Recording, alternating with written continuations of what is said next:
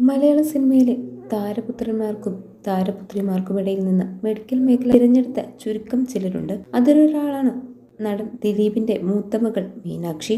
മീനാക്ഷിയുടെ പഠനം അച്ഛന്റെ സ്വപ്നമായിരുന്നു എന്നുവേണം പറയാൻ. ദിലീപ് സ്വപ്നം കണ്ട പോലെ മീനാക്ഷി MBBS പഠനം പൂർത്തിയാക്കി ഹൗസ് സർജൻസി ചെയ്തു വരികയാണ്. മെഡിക്കൽ മേഖലയുടെ ആഴങ്ങളിൽ എത്തുക എന്ന ലക്ഷ്യമാണ് ഹൗസ് സർജൻസി കൊണ്ട് പൂർത്തിയാക്കുക. ശ്രദ്ധയും ആത്മസമർപ്പണവും ആവശ്യമായ ഘട്ടമാണിത്. തനിക്കൊരു തട്ടുമില്ലാത്ത മേഖലയിലൂടെയാണ് മകൾ നിശ്ചയദാർഢ്യത്തോടെ മുന്നേറിയതും എന്ന് ദിലീപ് ഓർക്കുന്നു. പഠനം കഴിഞ്ഞാൽ മീനാക്ഷി സ്പെഷ്യലൈസ് ചെയ്യാൻ തുടരുന്ന മേഖല തിരഞ്ഞെടുത്തു കഴിഞ്ഞു. സിനിമയിൽ വരുമോ ഇല്ലയോ തുടങ്ങിയ ചോദ്യങ്ങൾ നിരന്തരമായി ഉയരുമ്പോഴും മീനാക്ഷിയുടെ പഠനം മൊത്തത്തിൽ പൂർത്തിയായാൽ സിനിമാ മേഖലയ്ക്ക് ഗുണം ചെയ്യും.